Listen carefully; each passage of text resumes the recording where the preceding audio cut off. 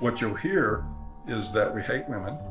You'll hear that it's a backlash against women's rights. You'll hear that we're regressives that want women back in the kitchen and making sandwiches and barefoot and pregnant. You're just bitter, you're a loser, you're a whiner, you're ugly, you're undesirable, you're lazy, you're scary, you must be a racist, you must be a misogynist. When we do speak out, women often don't want to hear what we have to say. And so then we're called names, we're called whiners. And this is the way people who don't want men to talk about issues try to shut us up. Our platform of the men's rights movement is kind of like trying to understand a snowdrift one snowflake at a time. It's a very, very complicated matter. Just consider this, that 93% of workplace fatalities are men. 4 of 5 suicides are men. Men are dropping out of higher education at very alarming rates. We're down to 38% now of college students are men, and it's dropping rapidly.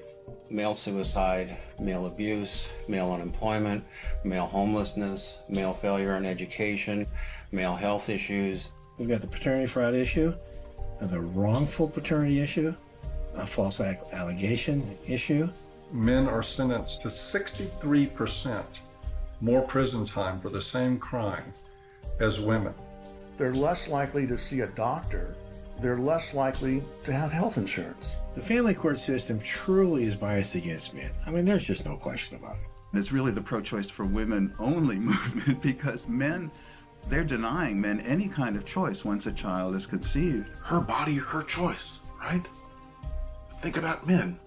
His body, his choice, not so much. Because the U.S. government does not want to send you to die. They would rather send me to die. Young men that are failing to launch, they're staying in their homes of origin far past the time that we would normally expect them to individuate and move out and go live their lives. We have video game addiction, we have pornography addiction, we have the abuse of young boys with drugs like Ritalin to manage their behavior. Almost all victims of autism spectrum disorders are boys. Boys are most likely to be homeless, most likely to get cancer, most likely to die young and of every major cause, most likely to be arrested, prosecuted, imprisoned, and even executed while being completely innocent. It doesn't matter what their race is, it doesn't matter what their ethnicity is, it doesn't matter what their religious or non-religious views are. It doesn't matter if they're gay or straight. Men and boys are in crisis, and they need your help and they need your support, because they are human beings too. And you will not shame me or anybody here into silence about it anymore.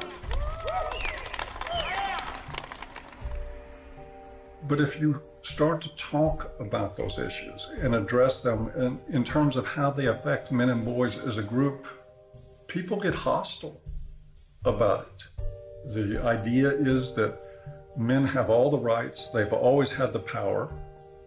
But if that's true, why can't men talk about their problems?